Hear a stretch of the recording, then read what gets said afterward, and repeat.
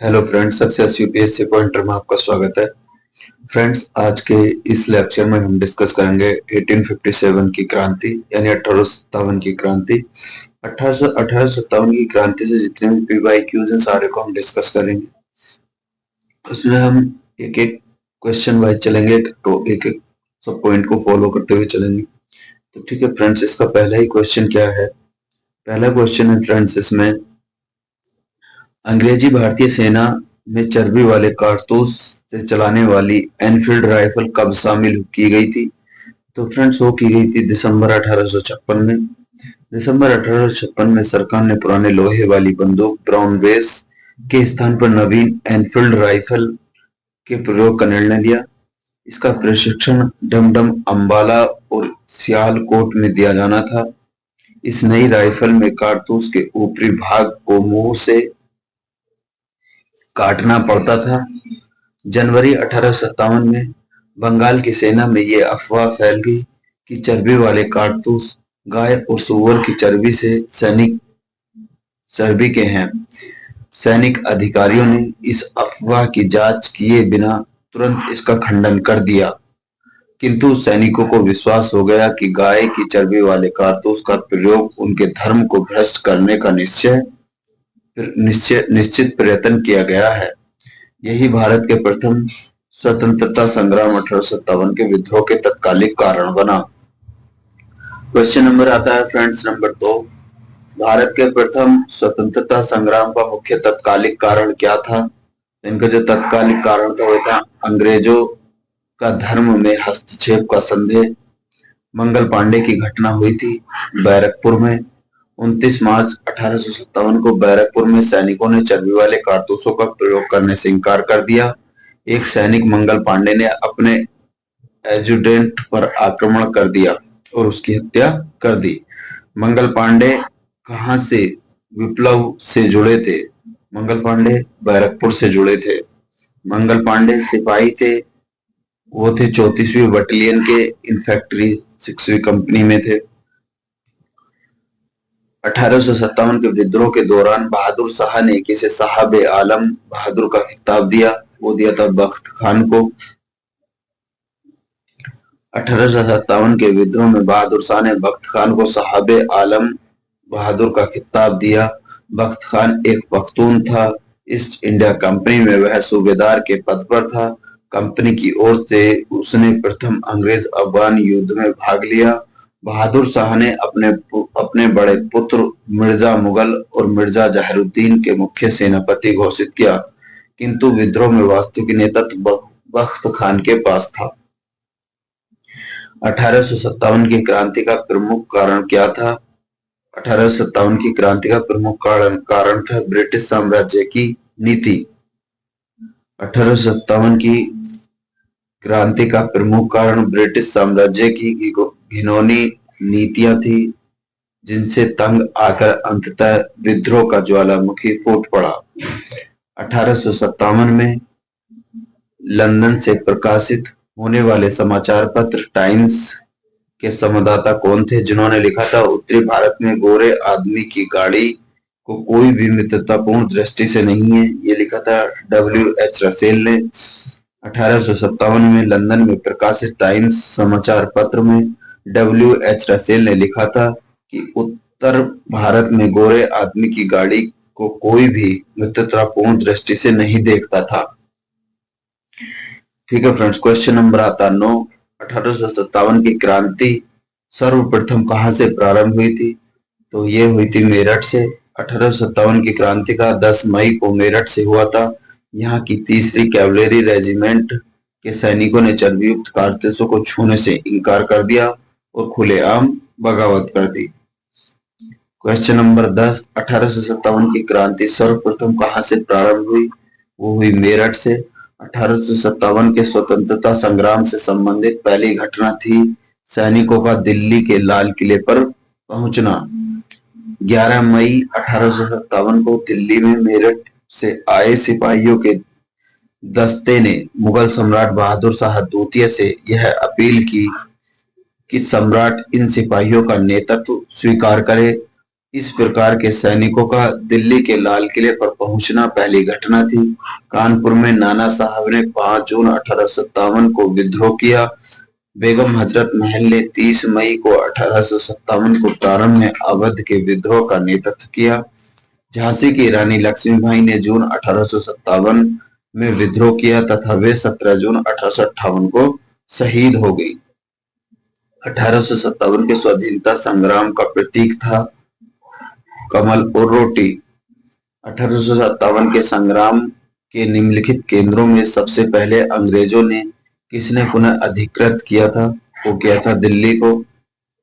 Captain Nicolson के नेतृत्व में 3 महीने की घेराबंदी के पश्चात 20 सितंबर 1857 को अंग्रेजों द्वारा दिल्ली में पुनर्प्राप्ति कर ली गई। 1857 के स्वाधीनता संग्राम की वीरांगना महारानी लक्ष्मीबाई की जन्म स्थली थी तो वो थी वाराणसी। रानी लक्ष्मीबाई का जन्म 19 नवंबर 1835 को गोलघर में हुआ था जो वर्तमान में वाराणसी में है। 1857 के विद्रोह में बरेली के नेता कौन थे? वो थे खान बहादुर। बरेली में रुहेलखंड के भूतपूर्व शासक के उत्तराधिकारी खान बहादुर ने 1857 के विद्रोह की रहनुमाई की। यद्यपि ब्रिटिश पेंशन में गुजर बसर कर रहे खान बहादुर ने शुरू में कोई दिलचस्पी नहीं ली थी, किंतु विद्रोह की लहर फैलते ही उन्होंने खुद प्रशासन संभाल लिया और करीब 40,000 सैनिकों को संगठित कर अपनी मजबूत सेना बनाई। अंग्रेजों का कड़ा मुकाबला किया। मुगल सम्राट बहादुर शाह द्वितीय ने उन्हें वायसराय के पद पर नियुक्त किया। इस पद पर अपने कार्यकाल के दौरान उन्होंने हिंदुओं और मुसलमानों के साथ समानता का व्यवहार किया और ऐसे एक सुयोग्य राजनीतिज्ञ के गुणों का प्रदर्शन किया। क्वेश्चन नंबर 16, महारानी लक्ष्मीबाई की समाधि कहाँ स्थित है? वो ग्वालियर में है, झांसी ग्वालियर में। महारानी लक्ष्मीबाई की जन्म वाराणसी में हुआ जबकि इनकी मृत्यु ग्वालियर में हुई। ग्वालियर में महारानी लक्ष्मीबाई की समाधि स्थित है। रानी लक्ष्मीबाई का अंतिम युद्ध किसके सामने लड़ा गया? वो लड़ा गया ह्यूरोज के सामने। रानी लक्ष्मीबाई झांसी के अंतिम मराठा राजा गंगाधर राव की विधवा थी। किसी उत्तराधिकारी के अभाव में राजा गंगाधर राव की मृत्यु हो गई तो डलहौजी ने व्यूहगत सिद्धांत के अंतर्गत 1854 में झांसी का ब्रिटिश साम्राज्य में विलय कर लिया गया। झांसी में जुनून 1857 में रानी लक्ष्मीबाई के नेतृत्व में विद्रोह का श्री गणेश हुआ और झांसी के पतन के बाद रानी ग्वालियर की ओर प्रस्थान कर गई, जहां तांतिया टोपे के साउथ अंग्रेजों को कई युद्धों में पराजित करने के बाद अंततः अंग्रेज जनरल ह्यूरोज से लड़ते हुए सन 17 जून 1858 को वीर गति को प्राप्त हुई। रानी की मृत्यु पर ह्यूरोज ने कहा था, भारतीय विद्रोहियों में यहाँ सोई हुई औरत अकेली मर्द है। 1857 का विद्रोह लखनऊ में किसके नेतृत्व में हुआ? बेगम ऑफ अवध के। लखनऊ के अवध विद्रोह 30 मई 1857 को हुआ था। इनका नेतृत्व बेगम हजरत महल ने किया। नाम बेगम ऑफ अवध ने किया था। वह महिला जिन्होंने अवध में 1857 की क्रांति का नेतृत्व किया था, बेगम हजरत महल। लखनऊ में 1857 का स्वतंत्रता संग्राम किसने किया था? बेगम हजरत महल ने किया था। 1857 का संग्राम का नेता कौन था? मौलवी लियाकत अली। इलाहाबाद 1857 के संग्राम में विद्रोहियों की कमान मौलवी लियाकत अली ने संभाली। बाद में यहाँ विद्रोह को जनरल नील ने समाप्त कर दिया। 1857 के संघर्ष में भाग लेने वाले सिपाहियों की सर्वाधिक संख्या क्या थी? तो सर्वाधिक संख्या थी वो अवध से थी। 1857 के संघर्ष में भाग लेने वाले सिपाहियों की सर्वाधिक संख्या अवध से थी। वास्तव में उस समय अवध में शायद ही कोई ऐसा परिवार रहा हो जिसका कोई सदस्य सेना में न रहा हो। केवल अवध से ही लगभग 75,000 सैनिक सेना में थे। नाना साहब का कमांडर इन चीफ कौन था? वो था तांतिया टोपे। कानपुर में 5 जून 1857 को नाना साहब को पेशवा मानकर स्वतंत्रता की घोषणा की गई। नाना साहब को सेनापति एवं तांतिया टोपे को बहुत सहायता मिली थी। अजीमुल्ला खां सलाहकार थे नाना साहेब के। अजीमुल्ला खां नाना साहब के सलाहकार थे। 1857 में विद्रोह के संदर्भ में निम्नलिखित में से मित्र ने धोखा दिया जिसे अंग्रेजों द्वारा बंदी बनाकर कर दिया। वो थे तांतिया टोपे। तांतिया टोपे का जो टाइम पीरियड 1814 से 1859 तक है। रामचंद्र पांडुरंग के नाम से भी जाना जाता है। 1857 की भारतीय विद्रोहियों के प्रमुख नेता थे। इनका जन्म महाराष्ट्र में याओला गांव में हुआ था। वे अपने पिता पांडुरंग राव टोपे के साथ बिठूर आ गए, जहां वे पेशवा के दत्तक पुत्र नाना धोंदो के पंत, इन्होंने नाना साहब के नाम से भी जाना जाता है, और महाराजा माधव सिंह जी के मित्र बन गए। 1851 में डलहौजी ने नाना साहब को उनके पिता के पेंशन से वंचित कर दिया गया। उधर तांतिया टोपे पहले से ही ब्रिटिशों को अपना शत्रु मान चुके थे। दोनों ने मिलकर कानपुर में ईस्ट इंडिया कंपनी की भारतीय टुकड़ियों को जीतकर नाना साहब पर आधिपत्य स्थापित किया और तांतिया स्वयं सेना के कमांडर इन चीफ बन गए। नाना साहब से अलग होने के बाद तांतिया टोपे ने अपना मुख्यालय कालपी ले गए। रानी लक्ष्मीबाई से हाथ मिलाया। दोनों ने मिलकर बुंदेलखंड के क्षेत्र में विद्रोह का नेतृत्व किया। जनरल हीरोज ने ग्वालियर के उस ऐतिहासिक युद्ध में इन्हें हराया जिसमें रानी लक्ष्मीबाई की वीर गति को प्राप्त हुई। ग्वालियर खो देने के पश्चात तांतिया टोपे ने सागर एवं नर्मदा क्षेत्र में खाना देश राजस्थान क्षेत्र सफलतापूर्वक गुरिल्ला युद्ध का संचालन किया और 1 वर्ष तक अंग्रेज सेनाएं उन्हें पकड़ने में नाकाम रही। अतः उनके एक विश्वसनीय मित्र मानसिंह ने उन्हें धोखा देकर उस समय पकड़वा दिया जब वे पैरों के जंगल में अपने कैंप में शयन कर रहे थे। यहां से उन्हें पकड़कर शिवपुरी लाया गया और सैनिक अदालत में 18 अप्रैल 1859 को उन्हें फांसी दे दी गई। 1857 को निम्नलिखित क्रांतिकारियों में से किसका वास्तविक नाम रामचंद्र पांडुरंग था? वो था तांतिया टोपे का। कुंवर सिंह ने 1857 के विद्रोह में एक प्रमुख नायक थे। वह निम्नलिखित में से किससे संबंध थे? वो थे बिहार से। 1857 में जगदीशपुर विद्रोह की अगुवाई वाले कुंवर सिंह बिहार के तत्कालीन शाहबाद जिले में जगदीशपुर से संबंधित थे। प्रकृति ने उन्हें अदम्य शौर्य वीरता के सेनानायक के आदर्श गुणों से मंडित किया था। इसी कारण उन्हें सही रूप में विद्रोह के दौरान बिहार का सिंह माना जाता है। उन्होंने शाहबाद एवं आरा के क्षेत्र में अंग्रेजों की सत्ता का तख्ता पलट कर दिया और अपनी सरकार स्थापित की। वह कानपुर पर संयुक्त आक्रमण के लिए साहब की मदद हेतु कालपी की ओर आगे बढ़े। वह विद्रोह की मसाल को रोहतास, मिर्जापुर, रीवा, बांदापुर, लखनऊ तक ले गए, जहां उनका अत्यंत सम्मान पूर्वक स्वागत किया गया। अपनी अंतिम सफलता के रूप में उन्होंने गृहनगर जगदीशपुर के निकट अंग्रेजों को बुरी तरह पराजित किया। इसी युद्ध के दौरान कुंवर सिंह बुरी तरह घायल हो गए और 26 अप्रैल 1858 को उनकी मृत्यु हो गई। कुंवर सिंह अंग्रेजों के खिलाफ 1857 के विद्रोह में किस जगह शामिल हुए थे? वो हुए थे आरा में। 1857 की क्रांति के दौरान बिहार में क्रांतिकारियों का नेता कौन था? बाबू कुंवर सिंह थे। बिहार में 1857 के विद्रोह का नेतृत्व किसने किया था? तो वो किया था कुंवर सिंह ने। कुंवर सिंह ने 1857 का विद्रोह किस प्रांत में किया था? तो वो किया था बिहार में। 1857 का विद्रोह बिहार में किसने किया था? वो किया था कुंवर सिंह ने। बिहार में 1857 का विद्रोह का नेतृत्व किसने किया था? वो किया था कुंवर सिंह ने। ये फ्रेंड्स बार बार क्वेश्चन इसलिए है, BPSC pre 1997, BPSC 2008, BPSC 2020 question very most important है। जगदीशपुर के किस व्यक्ति ने 1857 के विप्लव क्रांतिकारियों का नेतृत्व किया? वो किया कुंवर सिंह ने। जगदीशपुर के राजा कुंवर सिंह थे। पटना के 1857 के स्वतंत्रता संग्राम के नेता कौन थे? तो राजपूत कुंवर सिंह थे। पटना बिहार के निकट जगदीशपुर के जमींदार कुंवर सिंह ने विद्रोह का नेतृत्व किया। उनकी जमींदारी कंपनी का निर्णय छिन गई थी। फलस्वरूप उन्होंने अपने रोष की अभिव्यक्ति विद्रोह में कर दी। पटना में पीर अली के नेतृत्व में विद्रोह हुआ था, परंतु अंग्रेजों द्वारा इसके दमन के बाद विद्रोही जगदीशपुर आ गए। कुंवर सिंह ने इनका नेतृत्व किया और हैदर अली खान जोधर सिंह ने गया में विद्रोहियों को संगठित किया। क्वेश्चन नंबर 37 यूपीपीसीएस 2007 में आया हुआ है। निम्नलिखित में से कौन असम में 1857 की क्रांति का नेता बना? तो 1857 में असम की जो क्रांति का बना वो दीवान मनीराम दत्त बना था।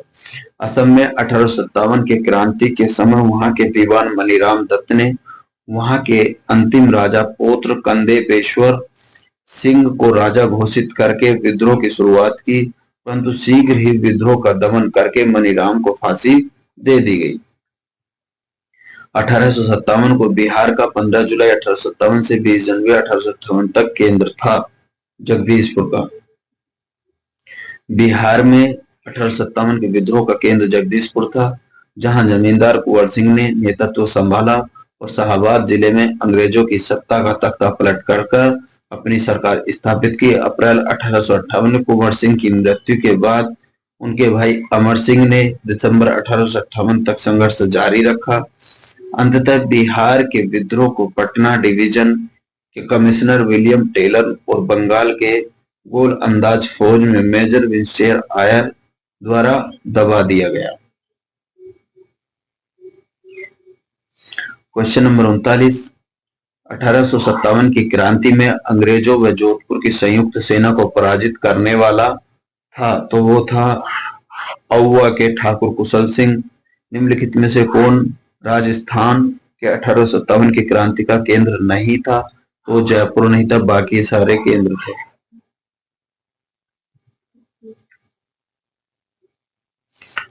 निम्नलिखित में से किसने 1857 में अंग्रेजों से संघर्ष किया था? तो शहादत खान ने किया था। निम्नलिखित में से कौन 1857 के विद्रोह में अंग्रेजों का सबसे कट्टर दुश्मन था? तो मौलवी अहमदुल्ला शाह था। मौलवी अहमदुल्ला शाह ने फैजाबाद में 1857 के विद्रोह को अपना नेतृत्व प्रदान किया। ये अंग्रेजों के सबसे कट्टर दुश्मन थे। वह मूलतः तमिलनाडु के आरकाट के रहने वाले थे, पर वह फैजाबाद में आकर बस गए थे। उन्होंने भारत में विभिन्न धर्म अनुयायियों का आह्वान करते हुए कहा, सारे लोग काफिर अंग्रेजों के विरुद्ध खड़े हो जाओ और उन्हें भारत से बाहर खदेड़ दो। इनके बारे में अंग्रेजों ने कहा कि वह अदम्य साहस के गुणों से परिपूर्ण और दृढ़ संकल्प वाले व्यक्ति तथा विद्रोहियों में सर्वोत्तम सैनिक हैं। इनकी गिरफ्तारी के लिए ब्रिटिश सरकार ने 50,000 रुपए का इनाम रखा था। 1857 के विद्रोह में किस उर्दू कवि ने देखा था? तो देखा था गालिब ने। सुप्रसिद्ध उर्दू शायर मिर्जा गालिब का मूल निवास था तो उनका आगरा था। उर्दू शायर मिर्जा गालिब का जन्म 27 दिसंबर सन 1797 को आगरा में हुआ और मृत्यु 15 फरवरी 1869 को हुई। आजादी की पहली लड़ाई 1857 में किसने भाग नहीं लिया था? तो भगत सिंह ने 1857 की पहली लड़ाई में भाग नहीं लिया था। भगत सिंह ने 1857 की पहली लड़ाई में भाग नहीं लिया, जबकि रानी लक्ष्मीबाई, बहादुर शाह जफर, तांत्या टोपे ने इस लड़ाई में जनमानस का नेतृत्व किया। क्वेश्चन नंबर 46 1857 के विद्रोह से निम्नलिखित में से कौन संबंध नहीं है? तो उधम सिंह का इससे संबंध नहीं है। उधम सिंह 1857 से संबंध नहीं रखते क्योंकि ये पंजाब के क्रांतिकारी थे। जलियांवाला बाग हत्याकांड का बदला लेने के लिए इन्होंने पंजाब के गवर्नर रहे माइकल ओडायर को लंदन में मार्च 1940 में हत्या कर दी, जिसके लिए इन्हें गिरफ्तार करके मृत्युदंड दे दिया गया। बेगम हजरत महल ने लखनऊ और कुंवर सिंह ने बिहार में, मौलवी अहमदुल्ला ने फैजाबाद में 1857 का नेतृत्व किया। 1857 के स्वतंत्रता संग्राम में किस राजवंश ने अंग्रेजों की सर्वाधिक सहायता की थी? तो इनमें सर्वाधिक जो सहायता की थी वो की थी इन्होंने ग्वालियर के सिंधिया ने।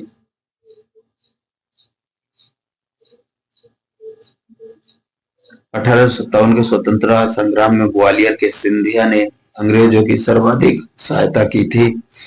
यूरोपीय इतिहासकारों ने ग्वालियर के मंत्री सर दिनकर राव और हैदराबाद के मंत्री सलार जंग की राजभक्ति की बहुत सराहना की।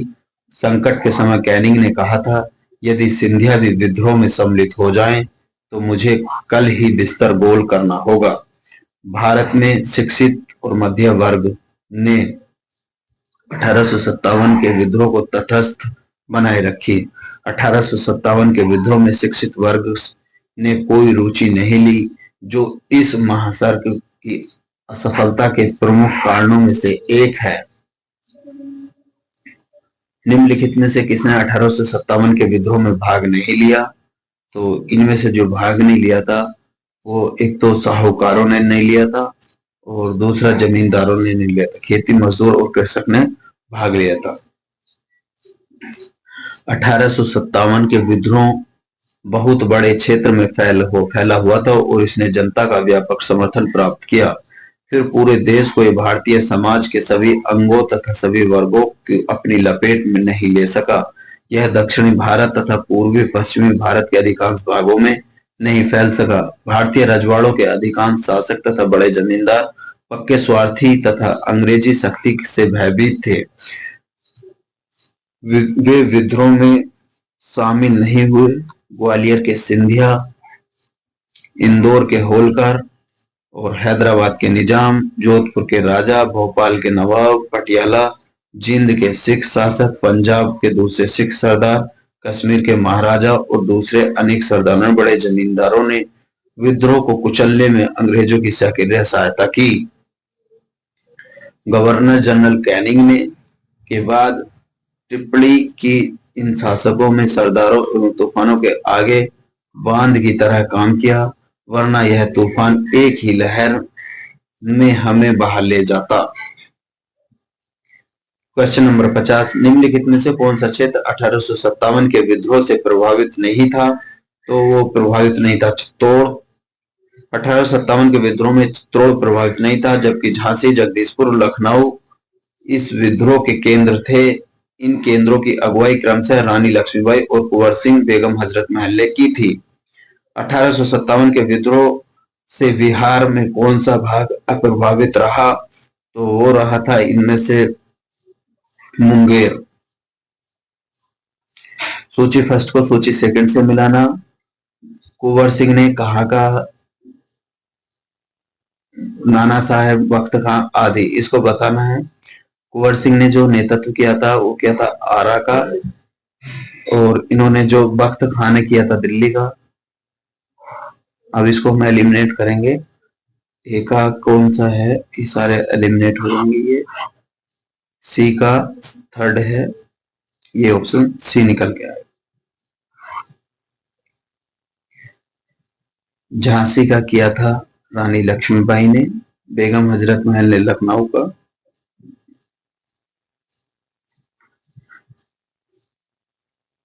इनमें से किसने 1857 के विद्रोह में सक्रिय भाग लिया था? वो इनमें से कोई भी नहीं है।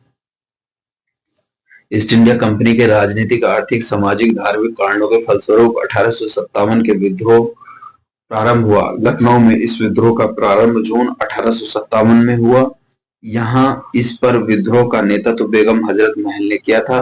कानपुर में इस विद्रोह का नेतृत्व नाना साहेब द्वारा तथा फैजाबाद में इस विद्रोह को नेतृत्व मौलवी अहमदुल्ला ने किया था, जबकि बहादुर शाह जफर की पत्नी जीनत महल ने अप्रत्यक्ष रूप से इस विद्रोह में भाग लिया था। इस प्रकार दिए गए प्रश्न के सभी विकल्पों में सबसे उचित है।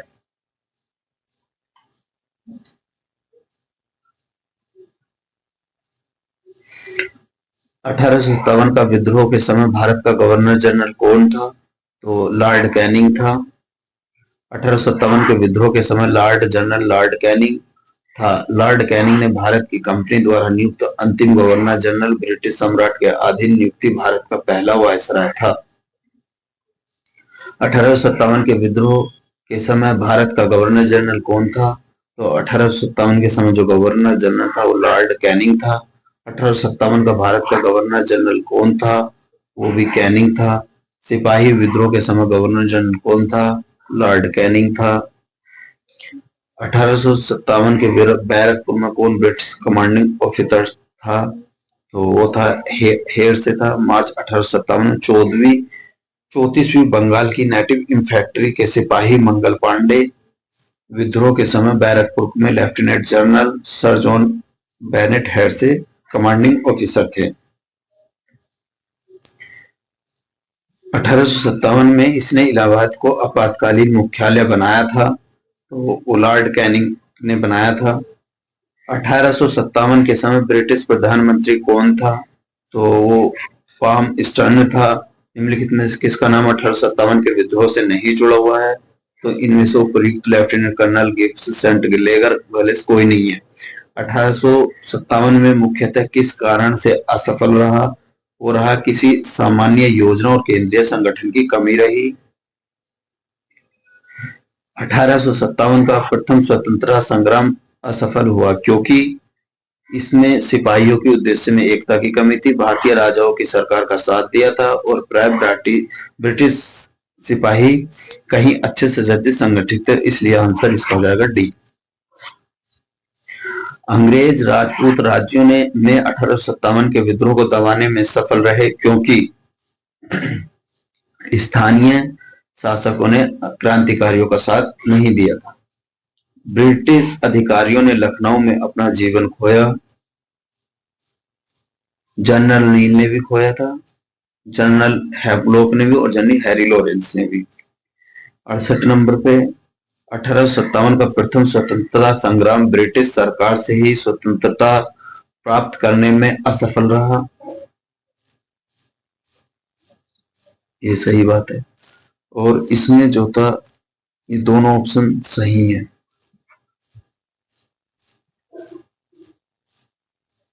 1857 का विद्रोह को एक षड्यंत्र की संज्ञा किसने दी थी? सर जेम्स आउटरम्स ने दी थी। इतिहासकार जिसने 1857 के विद्रोह की स्वतंत्रता की पहली लड़ाई कहा, वीडी सावरकर ने कहा था। 1857 के स्वतंत्रता संग्राम को प्रथम स्वतंत्रता संग्राम का नाम किसने दिया था? तो वो दिया था वीडी सावरकर ने। भारतीय स्वाधीनता के आंदोलन का सरकारी इतिहास था, एस.एन. सेन ने किया था।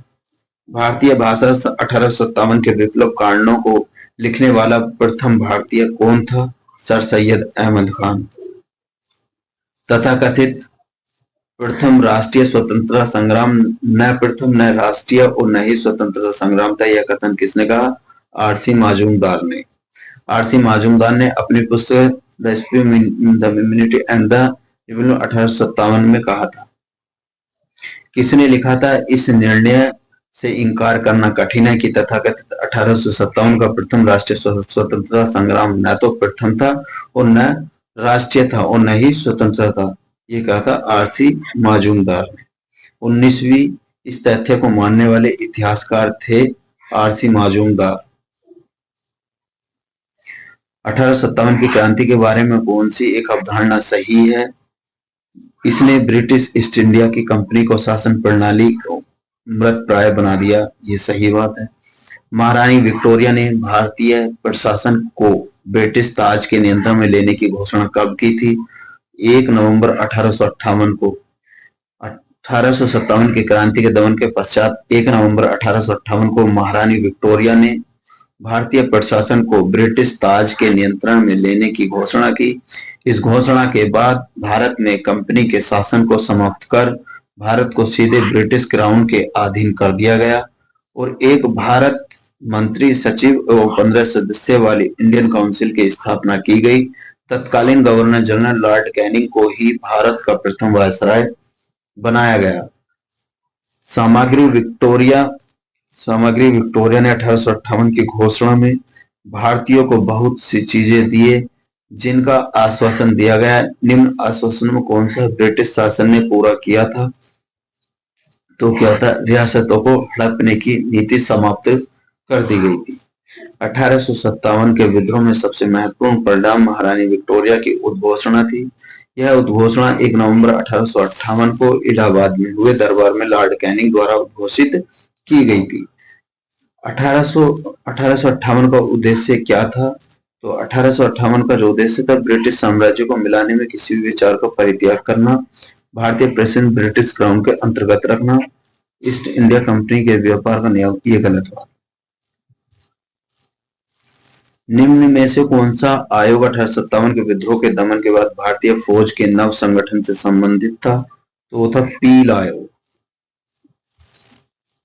1857 के विद्रोह के दमन के पश्चात ब्रिटिश सरकार ने भारतीय फौज में नव संगठन के लिए जुलाई 1858 में मेजर जनरल जोनाथन पील की अध्यक्षता में एक रॉयल कमीशन पील आयोग गठन किया गया, जिसके द्वारा सेना के रेजिमेंट को जाति, समुदाय और धर्म के आधार पर विभाजित किया गया। यूरोपीय सैनिकों की संख्या को 1857 के पूर्व 45,000 थी और 65,000 कर दी गई। भारतीय सैनिकों की 23,800 से घटाकर 14,000 कर दी गई। बंगाल में यूरोपीय सैनिकों का भारतीय सैनिकों के 1:2 में रखा गया। Question number last 82। 1857 के विद्रोह के बाद ब्रिटिश सरकार ने सिपाहियों का इन प्रांतों से चयन किया था। तो फ्रेंड्स वो क्या था? गोरखा, सिख एवं पंजाबी उत्तर प्रांत। 1857 के विद्रोह के बाद ब्रिटिश सरकार ने सिपाहियों का चयन किया। गोरखा, सिख, पंजाब उत्तर से किया और 1857 को भड़काने में उत्तर प्रदेश एवं बिहार के सैनिकों ने महत्वपूर्ण भूमिका निभाई थी, इसलिए ब्रिटिश सरकार ने इन्हें संदेह की दृष्टि से देखती थी। विद्रोह के समय बंगाल की सेना ने 60% सैनिक अवध तथा उत्तर पश्चिमी यूपी के प्रांत से विद्रोह के लिए सैनिक उत्तरदायी थे। इसी कारण 1 नवंबर 1858 को महारानी विक्टोरिया घोषणा पत्र के अंतर्गत सेना का पुनर्गठन किया गया, जो विभाजन और प्रतिलोभन की नीति पर आधारित था। ठीक है फ्रेंड, तो आज की लेक्चर को हम यहीं पर विराम देते हैं। मिलते हैं नेक्स्ट लेक्चर में। Thank you so much friend.